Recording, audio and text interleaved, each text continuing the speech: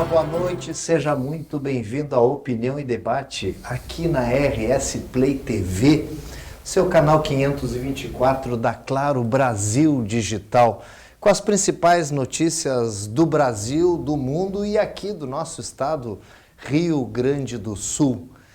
A principal notícia do Brasil e também com repercussão internacional está por conta da prisão domiciliar, mas é a prisão do ex-presidente Jair Bolsonaro. Os motivos todos já sabem, né? Essa contenda e esse processo que move o STF através do ministro Alexandre de Moraes, que acabou, né, fazendo com que os Estados Unidos da América também entrassem nessa briga, tivessem a sua opinião, tivessem o seu posicionamento e fizessem sanções ao ministro Alexandre de Moraes, com a lei Magnitsky, que fez com que o ministro Alexandre de Moraes dobrasse a aposta. Então, quando nós vimos essas sanções americanas e vimos então o mundo político da direita, né, de certa forma, enxergando isso como uma força para a liberdade de Jair Bolsonaro, o ministro Alexandre de Moraes resolve dobrar a aposta. Só que dobra a aposta num momento muito sensível para a economia brasileira, sobretudo para a economia do Rio Grande do Sul.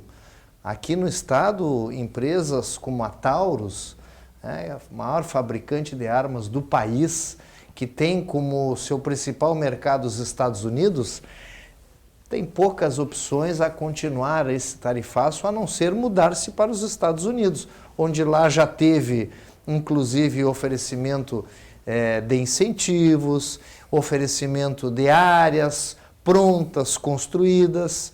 Por outro lado, também aqui no Rio Grande do Sul, sofre com essas taxações americanas o setor de calçados. Então, o Rio Grande do Sul é um dos estados que mais sofre com as medidas americanas anunciadas, sendo que, na maioria dos estados, 40% daquilo que poderia ser taxado não foi taxado. Aqui, dos produtos gaúchos, somente 4%. Coloca a Federação das Indústrias do Rio Grande do Sul em alerta máximo. E não é prudente nesse momento o discurso ideológico, não é prudente nesse momento a questão pessoal. Nesse momento é prudente sim que a diplomacia brasileira volte a ser a velha e boa diplomacia brasileira, que em 200 anos de história de relacionamento comercial com os americanos, nunca teve um momento tão delicado e tão beligerante quanto esse. A quem favorece? Num primeiro momento, o presidente da República parecia ser favorecido, porque a notícia, o fato daquela roubalheira do INSS, onde mais de 90 milhões foram saqueados das contas dos aposentados brasileiros, simplesmente sumiu do mapa. Num primeiro momento, a Luiz Inácio Lula da Silva teve diminuído um pouco a sua rejeição e aumentado um pouco, 2 pontos na margem de erro, a sua aprovação. E, ao contrário, aconteceu para o Bolsonaro. Aumentou um pouco a rejeição e diminuiu a sua aprovação. Mas agora, o que dizem as pesquisas, que volta tudo a estaca zero e que nem mesmo o presidente da República está se locupletando com essa narrativa e com essa briga com os americanos. Porque, na verdade, a nossa economia ela não tem condições de concorrer globalmente com os principais mercados da economia mundial. Nós somos, sim, uma média liderança regional. Nós deveríamos estar pensando nesse momento em como compor, em como fazer uma linha, uma cadeia de produção com os países da América Latina, para quem sabe nos fortalecermos. Mas não é essa a diretriz do governo federal, não é essa a narrativa que quer o governo federal, pelo contrário, cada vez mais se aliando a países que são contra os Estados Unidos, contra o dólar, né, que fazem parte daqueles países, né, que, de certa forma, defendem, sim, a ditadura. Seja a China, que é um mercado importante para o Brasil, né, seja o Irã, né, e seja a própria Rússia, que, nesse momento, está, digamos, até num momento delicadíssimo com os Estados Unidos, que mandaram até 2 submarinos nucleares para a costa da Rússia. Então vejam os senhores que momento nós estamos e a quem os empresários gaúchos e os trabalhadores brasileiros podem recorrer nesse momento, a não ser as suas próprias pernas, os seus próprios braços, a sua própria negociação.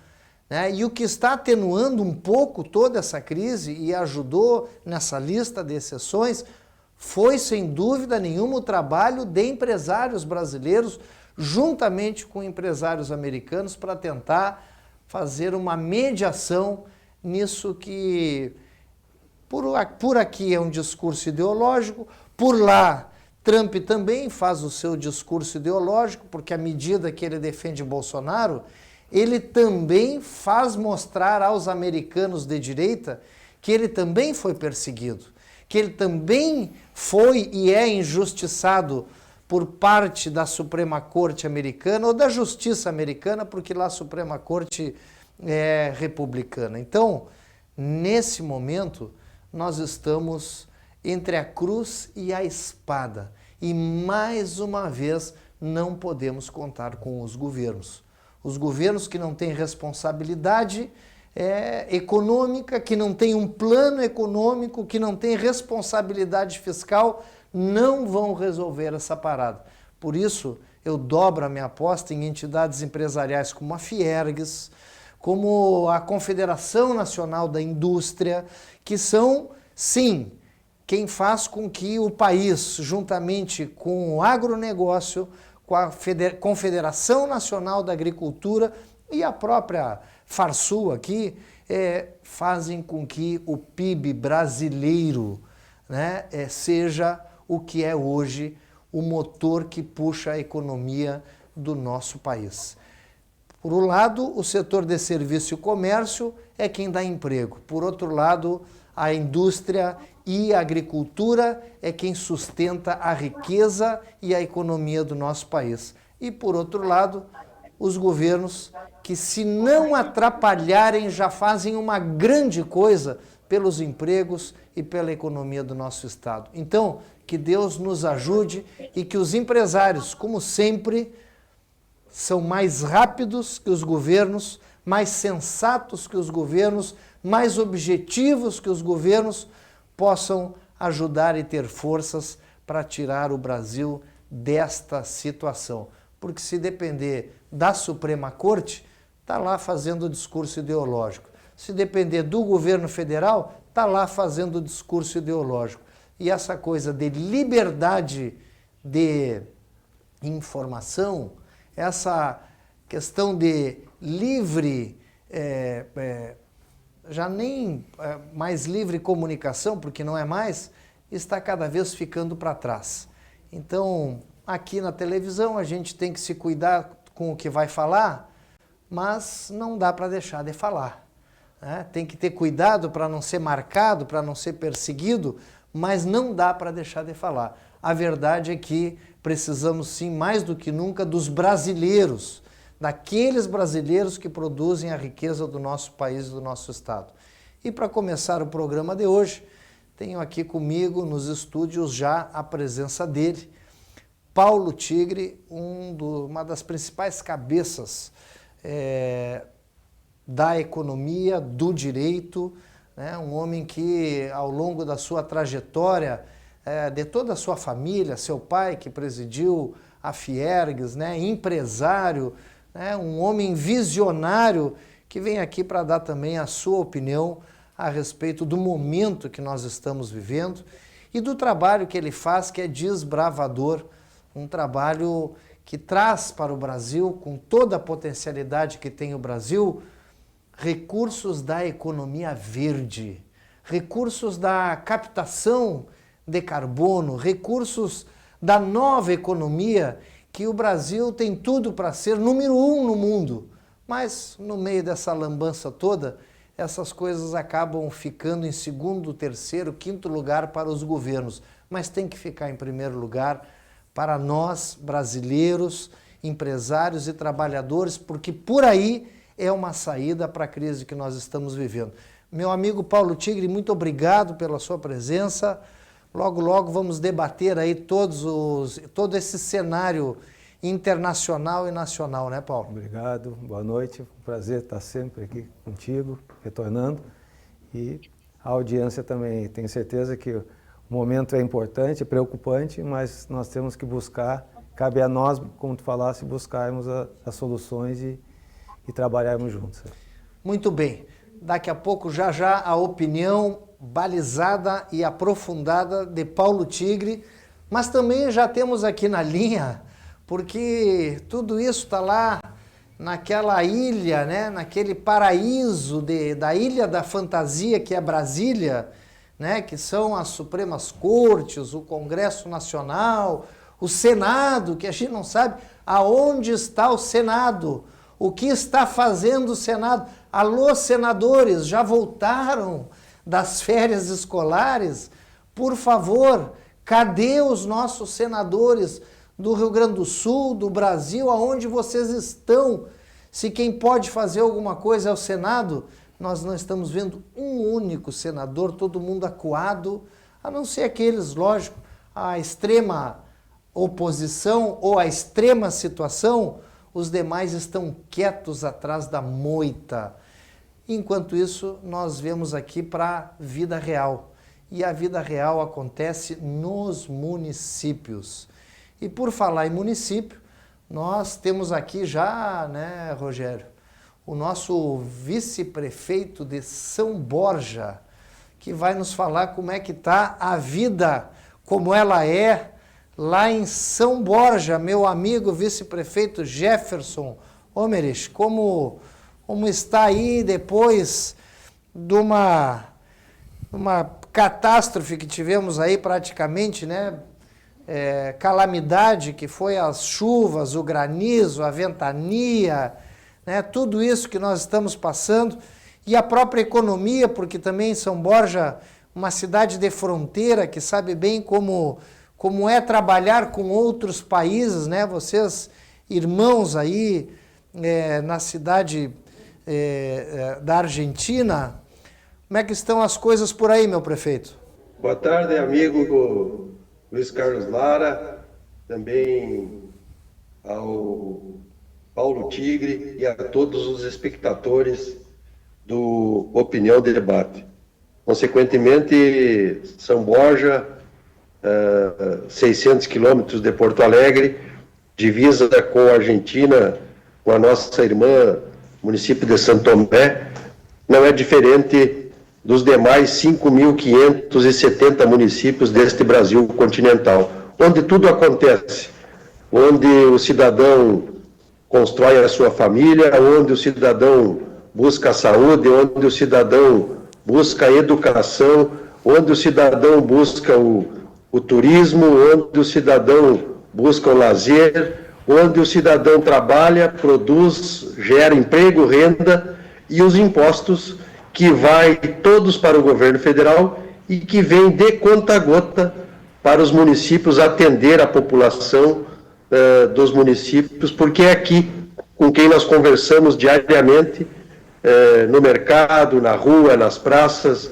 no restaurante, quando muitas vezes saímos com a família, e recebemos diariamente as reivindicações e as reclamações que muitas vezes, por falta de recursos, do governo federal e do governo do estado para atender especialmente saúde, educação, desenvolvimento econômico, né, estradas, como foi o nosso caso aqui, que tivemos em poucos dias mais de 1.060 milímetros de chuva, que devastaram as estradas do interior do município, muitas lavouras, granizo destelhou casas, e nós continuamos trabalhando, gerando emprego e atendendo a comunidade com os poucos recursos que geramos aqui do trabalho, do dedicado trabalho de todos os segmentos da nossa sociedade.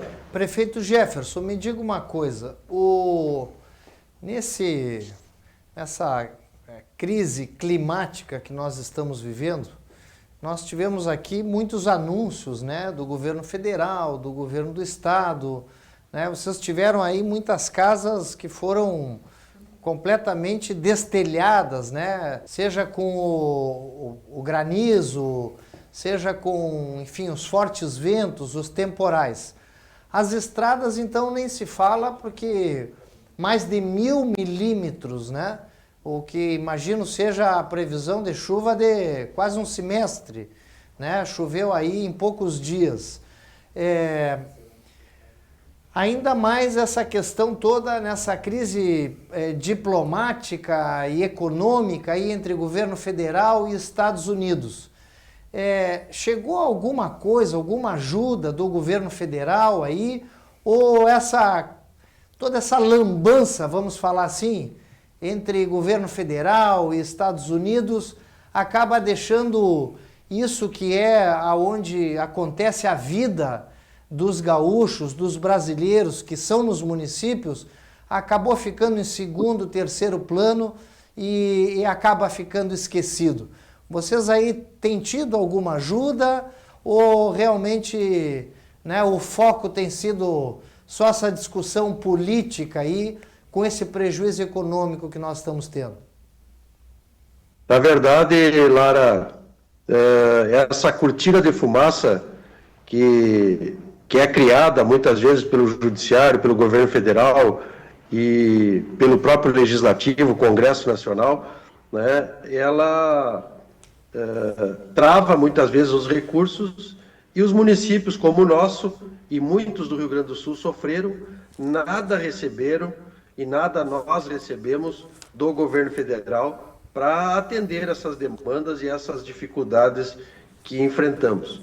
Estamos enfrentando com os poucos recursos que o município possui, né, do orçamento próprio, para atender a necessidade e as dificuldades. Fora isso, o produtor rural, né, que precisa continuar e implantar o seu setor agrícola, né, que é a mola propulsora aqui da nossa região, né, tanto no soja, quanto no arroz, quanto na pecuária, quanto no milho. Só para te ter um dado, Lara, São Borja é o município no Rio Grande do Sul que tem o maior número de áreas, de hectares irrigado, ou seja, os produtores investiram na irrigação artificial, com pivôs, com sistema de irrigação, para ampliar as suas safras. E, consequentemente, hoje eles não conseguem colocar a semente no solo por uma série de dificuldades. Então, o governo federal, o governo do estado também, né, pouco estendem a mão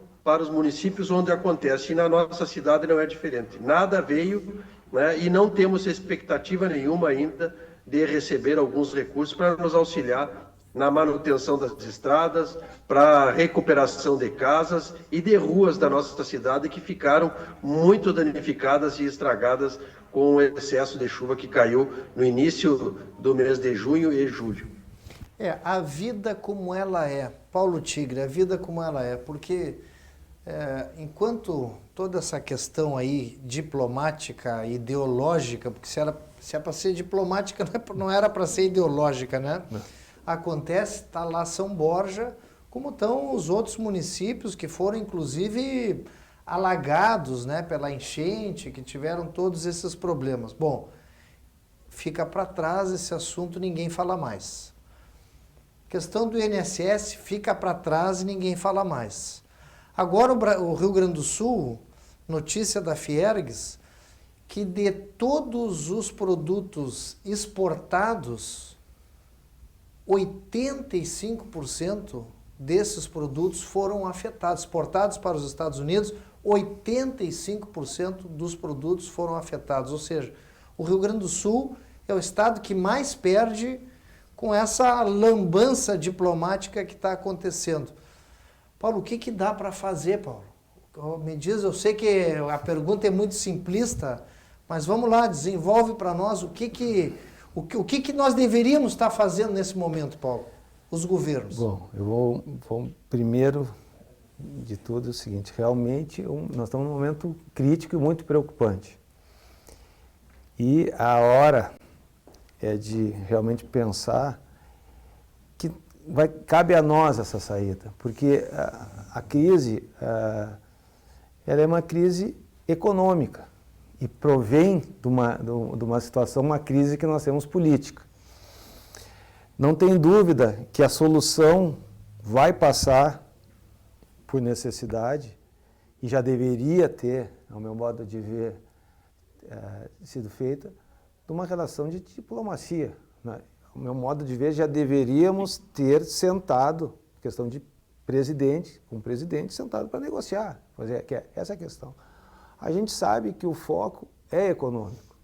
Vem lá dos BRICS, daquela questão toda de parceria, e é legítimo cada um negociar, sentar e negociar e buscar seus interesses. Mas esses interesses eles têm que ser realmente negociados por uma questão. Eu penso o seguinte, ela não tem que ser uma questão ideológica, tem que ser uma questão para o nosso povo, onde é que nós estamos sentindo.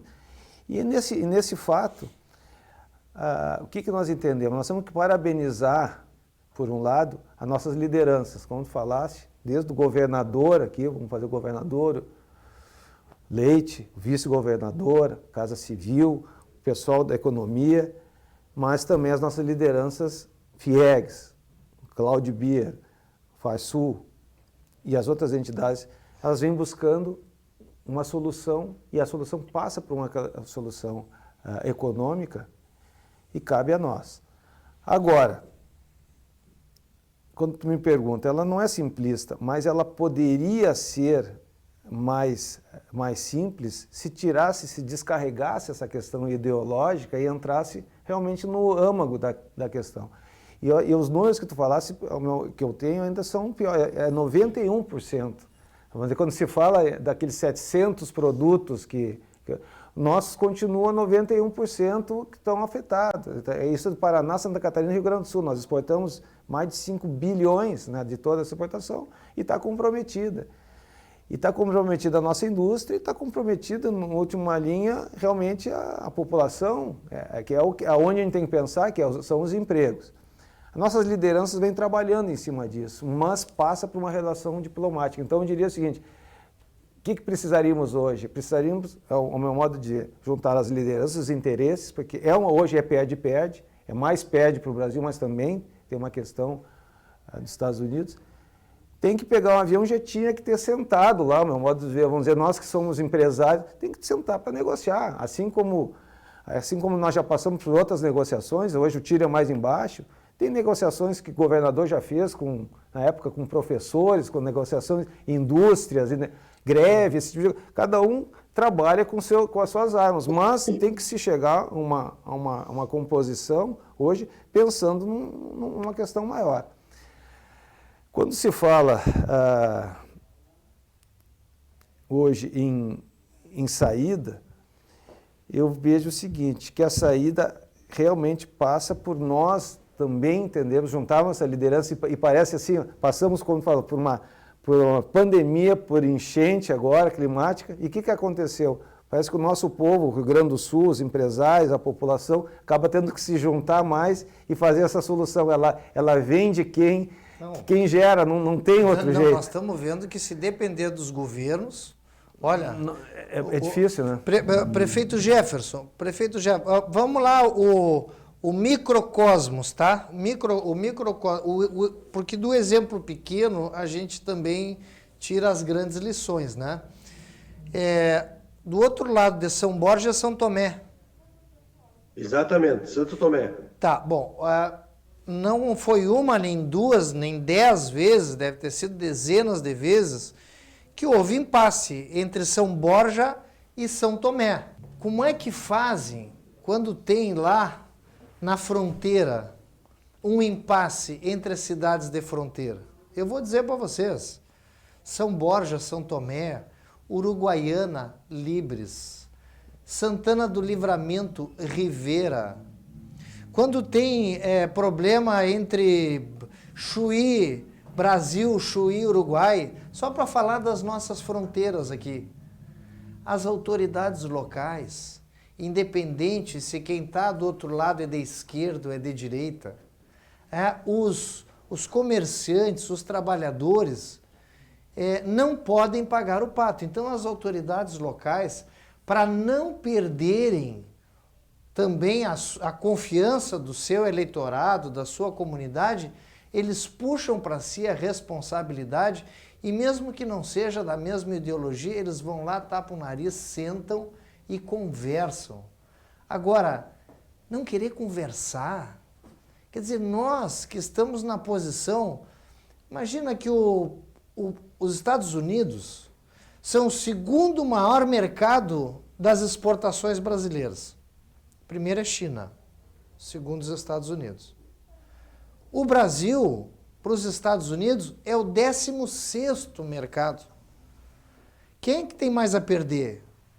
Aí o nosso presidente não vai lá. Primeiro que nem receberam ainda, nós não temos nem um embaixador americano aqui, porque não receberam. Quer dizer, não quero, vou marcar uma posição. Quer dizer, e não levanta o telefone, não pegam um avião, não vão lá. Como é que vocês resolvem quando tem, por exemplo, um impasse? Porque volta e meia tem impasse entre cidades de fronteira. Às vezes acontece aí, vocês têm a questão dos produtos primários, né? Entra o arroz de lá para cá, a soja de lá para cá, daqui a pouco, né, quando a balança vira, quando a própria moeda vira, também vão produtos daí para lá para a Argentina. E aí quando tem um impasse, eu lembro que muitas vezes trancavam as pontes. Olha, agora ninguém vai passar na ponte. E tinha que resolver. Como é que fazia isso? Vocês esperavam que alguém resolvesse? Ou vocês pegavam um carro, iam lá conversar com o outro lado, mesmo não sendo da diplomacia? Vocês esperavam que a diplomacia fizesse isso? Ou os líderes políticos tentam se acertar aí pela fronteira, prefeito Jefferson? Sempre o diálogo é a melhor forma. Ou seja, quando tu consegue, numa reunião, abrir o diálogo, abrir uma conversa, né, abrir mão, muitas vezes, de algumas coisas em prol do coletivo, quem vence é o todo. Então, essa condição de conversar, de dialogar, de debater, de buscar o entendimento é essencial. E se a gente não faz isso, nós cada vez mais nos afastamos um dos outros.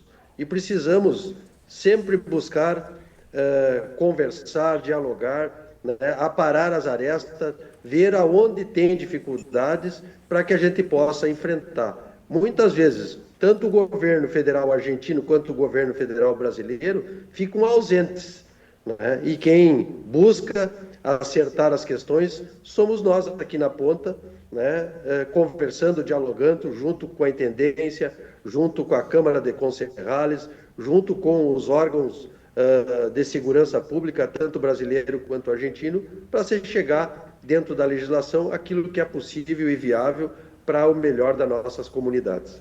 Aí é que está, né? Essa que é. Acontece lá nos municípios, acontece na fronteira e aqui o pessoal quer marcar posição num país do tamanho do Brasil e que, comparado com a importância que tem Estados Unidos para nós, realmente, né, não poderiam estar jogando assim com a vida dos brasileiros.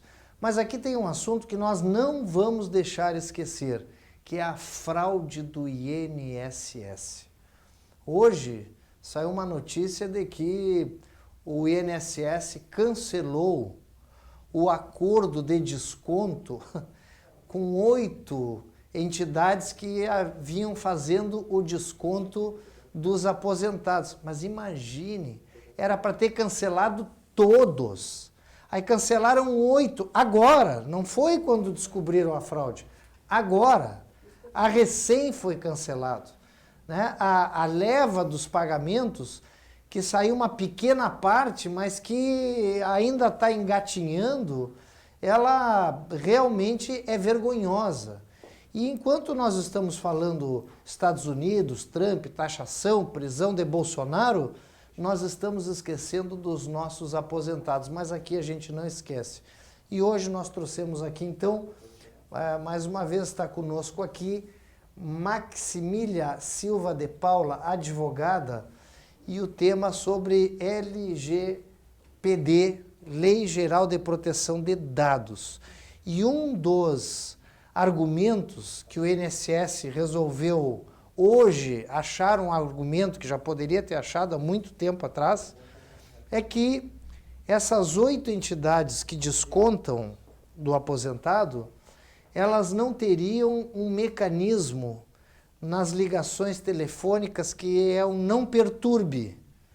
Tipo assim, para de perturbar, não quero que me ligue e tal. Ah, bom, por não ter esse mecanismo, então não pode estar fazendo ligação, porque a fraude aconteceu na ligação. Perguntavam assim, alô, o seu nome é Luiz Augusto Lara? Aí eu dizia, sim, óbvio, meu nome é Luiz Augusto Lara. O pessoal cortava a pergunta e aí emendavam e diziam assim, ó, o senhor autoriza descontar na sua conta? E usava só o meu sim, confirmando que era o meu nome. E ali eles guardavam para eles aquela autorização fraudulenta e emitiam o boleto de desconto na conta do aposentado. Quando o aposentado dizia sim, eles emendavam o texto e diziam que era sim a pergunta que não era feita, dizendo se poderiam fazer aquele desconto. Bom, tudo isso, vira e mexe, de certa forma, está ou deveria estar protegido na Lei Geral de Proteção de Dados, LGPD. Só que a lei está aí, como muitas leis no Brasil, para muita coisa funciona, para grandes empresas funciona. Quero dizer isso, a LGPD, na questão de grandes empresas, ela funciona. Mas na questão do INSS foi uma vergonha, porque certamente tem gente do próprio INSS vendendo dados, né, passando dados, né, roubando dados e passando. Isso vai ficar comprovado, eu não tenho dúvida que vai ficar comprovado, porque senão como é que o pessoal ia ter as contas dos aposentados, os telefones dos aposentados? Essa suspeita, ela vai se confirmar, não tenho dúvida nenhuma. Basta saber quem são as pessoas que até agora não apareceram os nomes. Doutora, a LGPD vale somente para as empresas ou ela deveria valer também para o governo, doutora? Primeiramente, boa noite. Boa muito noite, obrigada, seja bem-vinda. Muito obrigada pelo convite. Até fazendo um adendo, nós estamos na Semana da Advocacia do Rio Grande do Sul. Eu vim agora da cidade da advocacia com mais de 22 mil inscritos e até gostaria de vê-lo lá conosco. Estaremos lá amanhã, se Deus quiser. E assim, a Lei Geral de Proteção de Dados, ela é para todas as empresas, inclusive para o judiciário, para o executivo, para o legislativo, para todos. Ela serve para todos. E uma coisa muito que se fala muito na Lei Geral de Proteção de Dados é quanto à preservação dos dados sensíveis, que são dados sensíveis, o nome, a imagem, o telefone, dados que tu possa identificar o indivíduo, porque a lei nada mais é do que proteção do ser humano, do indivíduo. E quando vazam dados assim do próprio governo, a gente entende que alguma coisa não está certa, porque o governo tem que ser o primeiro a fiscalizar esse tipo de situação e de ter os dados protegidos. Porque como que o Estado vai punir as grandes empresas e as pequenas empresas, porque os dados não são simplesmente só dados online, dados eletrônicos, são dados físicos também. Então, o papel também é dado físico. Toda vez que eu coleto um dado, toda vez que eu deixo vazar um mailing ou cadastro de funcionários, cadastro de pessoas, isso é muito grave. A gente vê, como disseste, que as leis, elas são promulgadas e elas começam a vigência e no decorrer vão surgindo problemas que elas vão evoluindo. A Lei Geral de Proteção de Dados, ela ainda está caminhando, ela ainda não é uma lei perfeita e a gente vê também que há passos lentos dentro de todas as organizações.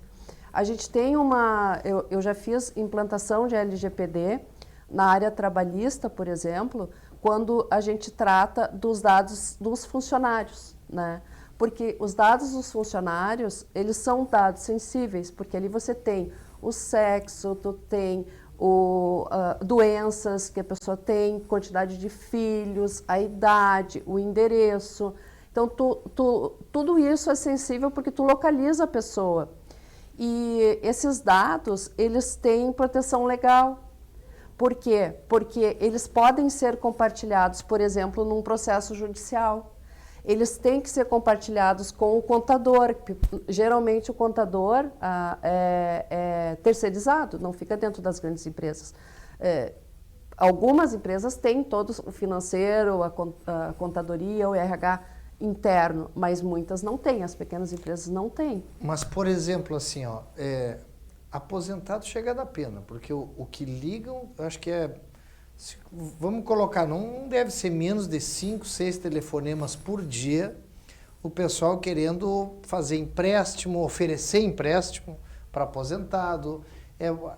Aquilo ali sai de algum lugar. Como é que o cara vai saber que o cara é aposentado, que o cara tem o salário de tanto, que ele ainda não está, digamos, com a sua cota, porque para quem já está assim, com a aposentadoria toda tomada por empréstimos, o pessoal nem liga, eles ligam já para quem ainda tem algum saldinho que possa... Então, assim... Como é que eles detectam todas essas informações? Isso vazou, né? Vazou. Bom, qual é a penalidade para quem vaza dados? Porque eu acho que esse é o ponto. Para mim, esse é o ponto. Que o cara vazou dados, tu vai preso... eu vou pensar em vazar dados. Se eu vou vazar dados, qual é a penalidade assim para quem vaza dados? Primeiro, quando há um vazamento de dados, aquela empresa ela é notificada para comprovar que ela fez o tratamento adequado aos dados. Certo. Então, ela tem que comprovar aquele determinado período que está sendo investigado que os dados não foram vazados ou que estão protegidos, que estão tratados. Tem um controle sobre esses dados. Não acontecendo isso, aí passa por um processo administrativo e uma multa. A multa pode chegar até 50 milhões, dependendo do tamanho da empresa. Mas a gente não tem conhecimento assim de uma notícia muito grande de muitas empresas que sofreram essas multas. Bom, mas vamos lá. Empresa é uma coisa, que vazou dados. Estado é outra. Mas e aí o Estado? Também como é que fica tem que se adequar. INSS. Vazar os dados do INSS. Vai multar o INSS? Porque, na verdade, é o seguinte, né? Se multar o INSS, quem paga somos nós. Aí o INSS busca aquele servidor lá e vai aplicar uma sanção administrativa nele, enfim, um PAD, né? Que é um processo administrativo, enfim, né? É o máximo que acontece. Vai ser. Então, preparem os seus celulares. Olha, daqui a pouco o negócio até, para quem não aguentar mais, é trocar o número do celular. Pega o celular da neta. Sim. E troca com ela. Dá o seu para ela, com o seu nome, com o número, e fica com o celular da neta, porque senão... porque infelizmente é o jeitinho brasileiro. Paulo, pois não? Até fazer uma pergunta para a doutora, se às vezes a gente cobra, mas a gente podia também pensar, agora com cabeça de engenheiro mesmo, Sei que não teria um formato de a gente trabalhar procedimentos tipo double check, por exemplo. O cara falou por telefone, mas para poder tem que ter duas situações, tem que ter uma situação de confirmação. Alguns procedimentos que eu sei que dão mais trabalho, mas que fica difícil. E eu ia perguntar uma outra coisa em termos de É que o que acontece, por exemplo, os bancos, eles já têm o sistema de proteção de dados bem definidos e bem, como é que eu vou dizer, controlados, né? E se tu receber uma ligação dizendo que é do teu banco, dando os teus dados, o banco mesmo diz, não confirme nada porque nós não fazemos ligação. Não, imagina que... Então, assim, o INSS também não faz ligação para confirmar dados. Nenhuma empresa faz ligação para confirmar dados. Existem aplicativos com senha, com digital, com série. Existem as senhas, existem as coisas. Só que o que a gente não consegue bloquear é exatamente os fraudadores. Então eu vou ler a notícia aqui para você. O que o Paulo está dizendo, de certa forma tem, Paulo. Olha aqui. A notícia é o seguinte, né? Os acordos com as instituições foram cancelados porque elas não têm, as instituições, as que roubaram lá dos aposentados, um mecanismo que é obrigatório, entre aspas, não perturbe. Esse é o mecanismo para eliminar ligações de oferta de crédito. As empresas deveriam ter o tal do não perturbe, que ligou uma vez, não liga mais e tchau. Elas não têm e mesmo assim estavam cadastradas e fazendo desconto. Então, sim, né, bom. É uma questão de gestão. Vamos lá, troque de telefone com seu neto, com a sua neta, com seu filho, com a sua filha, porque, olha, não tem jeito. E a fraude vai continuar, vocês podem ter certeza. Essa fraude vai continuar. Até agora ninguém foi preso, o dinheiro devolvido perto do que foi furtado é quase nada. Então, mais uma vez, nós por nós mesmos. Os empresários para resolver o problema lá com os Estados Unidos e os aposentados pelos aposentados e as famílias dos aposentados para ajudar a salvar os velhinhos, porque se depender do governo brasileiro, a gente já sabe onde vai parar.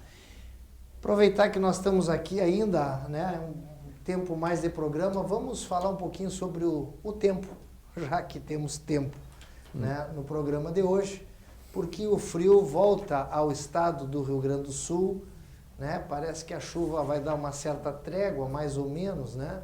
Vamos ver como é que fica o tempo para os próximos dias. Porto Alegre hoje, né, a chuva foi embora hoje, mínima de 12 graus será essa noite. Amanhã, sol entre nuvens, né, mas mais sol do que chuva, mínima de 13, máxima de 20, perdão. Na quinta-feira, um pouco de chuva, 11 graus de mínima, 17 de máxima. Na sexta-feira, tempo meio nublado, com o sol tímido ainda aparecendo, mínima de 9, esfria na sexta-feira, máxima de 14. Então volta o frio, no sábado ainda um pouco de chuva por aqui, e aí no domingo, a partir do domingo, volta o sol a semana que vem toda aqui para Porto Alegre. Santa Maria hoje, mínima de 8, vejam que já esfriou mesmo e por isso que a chuva está indo embora. Amanhã em Santa Maria, mínima de 13, máxima de 19. Na quinta, tempo meio feio, mas não chega a ser chuva forte, mínima de 9, máxima de 16. Sexta-feira também um chuvisco, mínima de 8. Continua frio lá por Santa Maria da Boca do Monte. Sábado e domingo, mínima de 6, máxima de 13 a 15. De Santa Maria vamos a Gramado, Serra Gaúcha, que não está muito frio, né? Serra Gaúcha que o frio ainda não chegou forte por lá, que é uma pena para os lojistas, porque quando esfria na Serra Gaúcha, ali vende malha em Farroupilha, se não me engano, Farroupilha, as malharias já tiveram um acréscimo de 20% em relação ao ano passado, com o que foi a venda de roupas de inverno esse ano. Então as malhas estão bombando. Por sorte, Farroupilha vende malha para o Rio Grande do Sul, para dentro do Brasil, não é para os Estados Unidos. Na quarta-feira, lá em Gramado, mínima de 12, máxima de 19, não chove. Quinta-feira, algum chuvisco, mínima de 9. Sexta-feira também já esfria mais lá em Gramado. Sexta-feira, então, quem vai para Gramado não vai pegar muito sol, deve estar aquele nevoeiro, mínima de 5 graus, frio em Gramado, bem como o turista gosta. Sábado e domingo, as mínimas não passam de 7, 6 graus no domingo. De Gramado, vamos para Tramandaí, litoral. Litoral sim não esfria, né? Litoral o ano inteiro. Aproveite o litoral o ano inteiro. Quem não puder ir para a Serra, quem não quiser ficar em Porto Alegre, que dê uma voltinha no litoral, vale a pena, um bate e volta ali, é 1 hora para ir até ali, é tão rapidinho, que no litoral, hoje a mínima foi de 13, amanhã tempo bom no litoral, mínima de 14, na quinta-feira, sim, um chuvisco já volta no litoral, mínima de 13, máxima de 17, sexta-feira mínima de 10, máxima de 14, no sábado volta um chuvisco no litoral, domingo o tempo já melhora, mínima de 10, máxima de 15. E a previsão do tempo fica por aqui. Nós voltamos aqui para os nossos convidados especiais da noite de hoje. Paulo Tigre, o homem que é um dos precursores no Brasil e no Rio Grande do Sul, num trabalho qualificadíssimo sobre a economia verde, sobre crédito de carbono, e que inusitadamente conseguiu trazer o selo verde, né, para um evento com mais de 900 churrasqueiros. Isso, acho que além de conferir uma marca diferente ao churrasco, mostra a capacidade de trabalho que a equipe do Paulo tem, de que até mesmo com 900 churrasqueiras funcionando, é possível conseguir crédito de carbono. Paulo, o Brasil é um dos países que mais tem condição de se salientar nessa nova economia, na economia verde, que traz aí o crédito de carbono, que trata da despoluição como uma forma de energia limpa.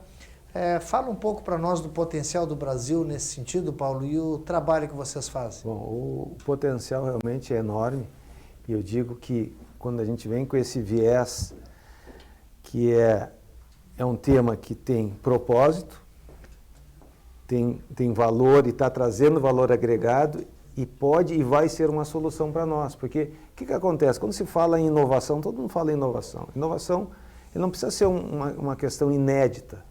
Ele pode ser uma questão, como já vem sendo trabalhado, ESG, já se vem desde 1970 falando de ESG. O que é ESG para Environment, que é o meio ambiente, environment, social e governança. É trabalhar essa questão. Só que nós, esse conceito, que já é um conceito de sustentabilidade... Desculpa, Paulo, o ESG hoje, uma empresa que quer tomar um empréstimo internacional, tem que ter essa certificação, digamos assim. Bom, vamos dizer, justamente é neste aspecto que a gente vem trabalhando, com enfoque, agora eu digo um enfoque de inovação, que não é uma situação inédita, mas é uma situação necessária, onde a gente traz uma questão que é um E a mais, que é o economic, porque ninguém trabalha. Essa questão ambiental é uma questão seguinte, não tem ideologia, não tem direita, não tem esquerda, não tem rico, não tem pobre, que não diga o seguinte, que é importante para nós e para o nosso legado, para os nossos filhos, nossas famílias, a nossa sobrevivência. É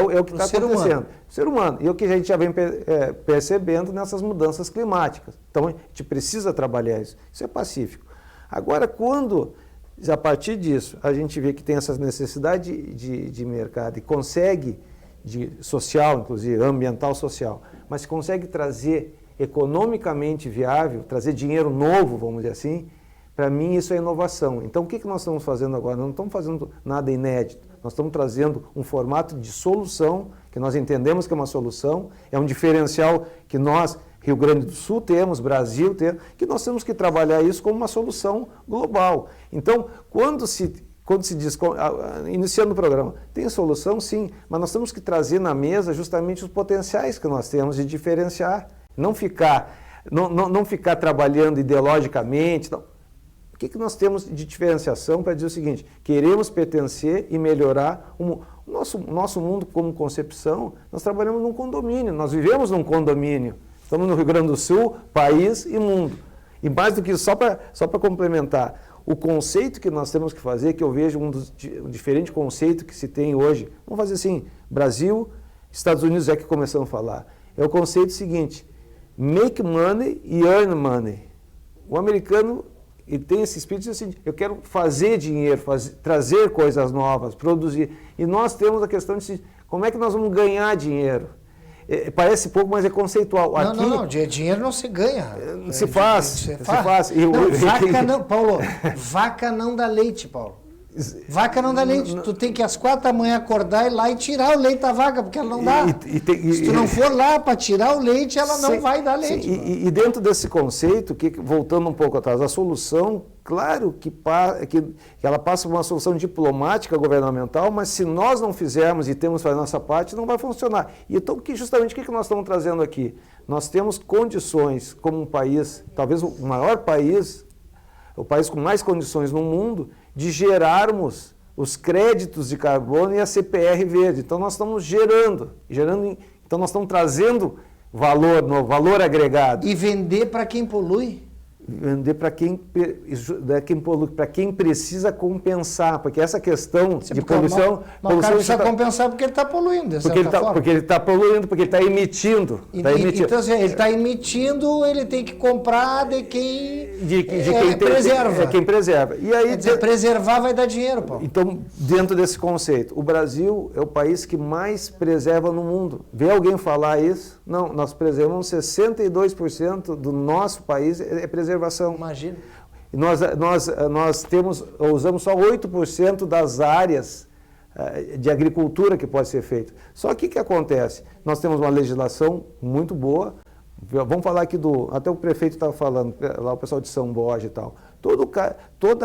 Toda a área rural, ela tem, por lei, aí falando por lei, ela precisa ter essa preservação, essa área de APP, 20%. 20% do campo do cara tem que ser preservação. Preservação. Então o que está... E aquilo era um estorvo porque ele queria plantar mais. Não, ele queria plantar, ele diminui a produtividade e tem uma obrigatoriedade, uma obrigação de preservação. De preservar. O que nós estamos trazendo de novo, de inovação? Dizer o seguinte, essas áreas de preservação que hoje nós não conseguimos botar valor agregado, ela é um custo, é uma despesa, vamos trazer valor agregado para quê? Como diferencial. Pode então, remunerar o cara pela preservação. De que forma? As áreas hoje, matas nativas que nós temos aqui no estado, elas são geradoras de crédito de carbono, mas antes disso, uma CPR verde, que hoje já é reconhecida pela CVM, pela B3, como um direito creditório.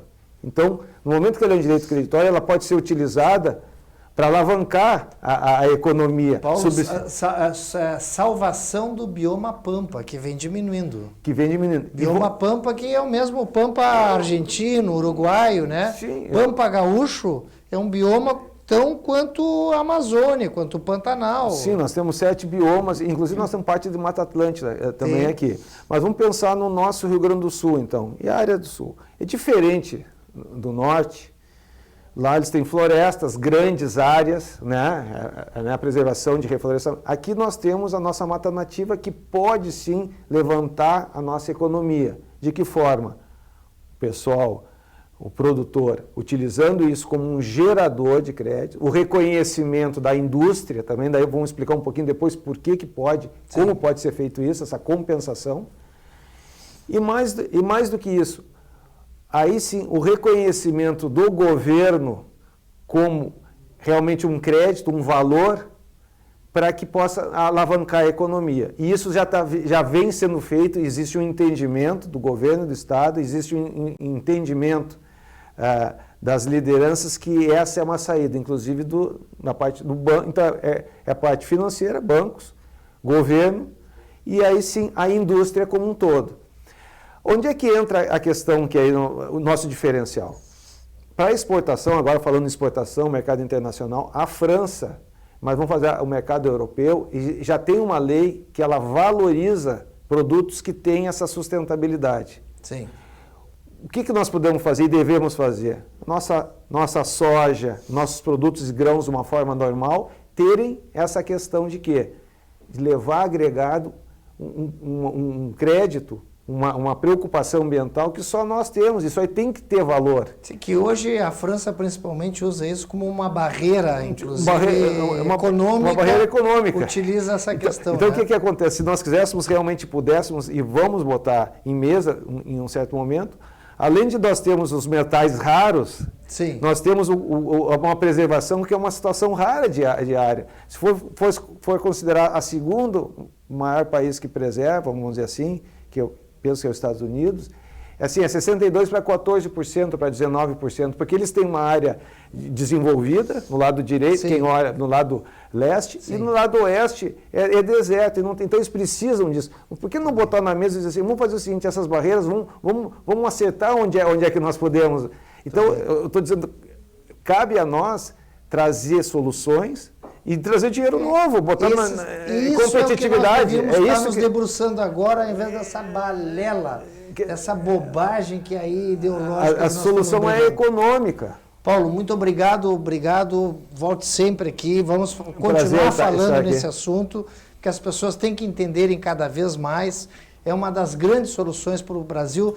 Doutoras, rapidinho, nós temos aqui, já até estouramos o tempo, em 15 segundos, Cidade da Advocacia vai até quando e aonde? Hoje é o primeiro dia, de 5 a 9 de agosto, no Cais Embarcadero. Já temos mais de 22 mil advogados e advogadas inscritas, ultrapassou o número de inscritos das edições anteriores. As atrações são de todo tipo de palestras jurídicas. E é só advogado que pode ir?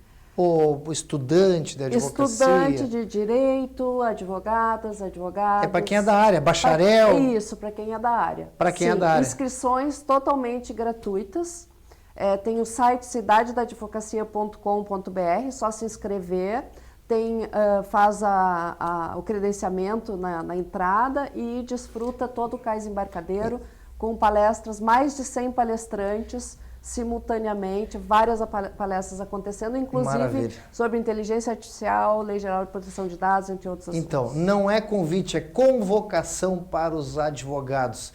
E convocamos o senhor e a senhora para continuar aqui conosco, porque vem aí o Jornal da Gazeta, um jornal para todo o Brasil, de todo o Brasil, exclusivamente aqui para a RS Play TV. Fique conosco, continue conosco e amanhã às 18 horas estaremos aqui novamente. Grande abraço, boa noite e fiquem com Deus.